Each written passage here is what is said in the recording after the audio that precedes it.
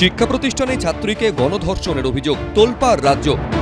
প্রতিবাদে উত্তাল হল শহর থেকে জেলা। বিজেপির বিক্ষোভ ঘিরে রণক্ষেত্র চেহারা নিল গড়িয়াহাট। ঘটনাস্থল থেকে আটক করা হয় সুকান্ত মজুমদারকে।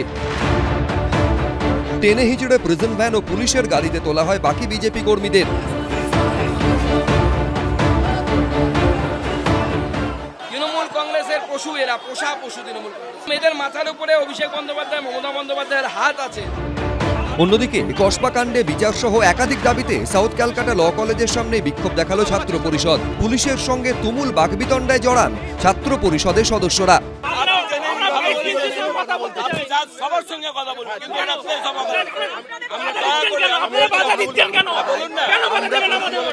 প্রতিবাদে রাস্তাতেই বসে পড়েন তারা।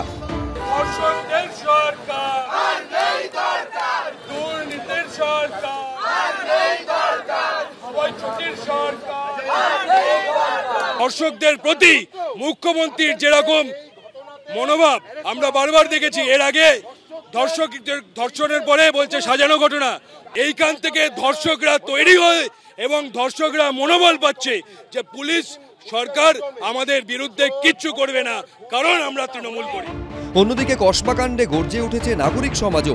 কসবা কাণ্ডের প্রতিবাদে রবিবার কসবা থানার সামনে বিক্ষোভের ডাক দিলেন রিমঝিম সিনহারা। আরজিকর কাণ্ডের পর যারা রাত দখলের ডাক দিয়েছিলেন। যেভাবে সন্দীপ ঘোষকে আড়াল করার জন্য যার পর্নায় লেগে পড়েছে এই রাজ্য সরকার আরজিকরের ঘটনায়, সেইভাবেই শটান প্রেস কনফারেন্স করে দায় ঝেড়ে ফেলার চেষ্টা এইবারেও আমাদের নজরে এসেছে। লেকটাউনের ঘড়ির মোড়ে পুলিশের সঙ্গে তুমুল ধস্তাধস্তিতে জড়ান বিজেপি কর্মীরা।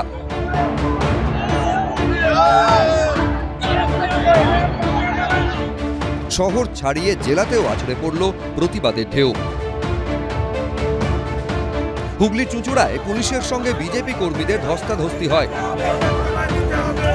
চ্যাংদোলা করে বিক্ষোভকারীদের সরিয়ে নিয়ে যায় পুলিশ।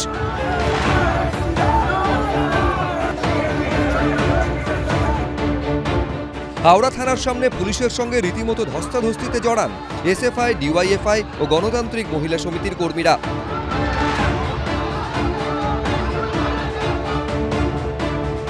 দক্ষিণ দিনাজপুরের বালুরঘাটে বিজেপি রাজ্য সড়ক অবরোধ ঘিরে পুলিশের সঙ্গে ধস্তাধস্তিতে জড়ান বিজেপি কর্মীরা।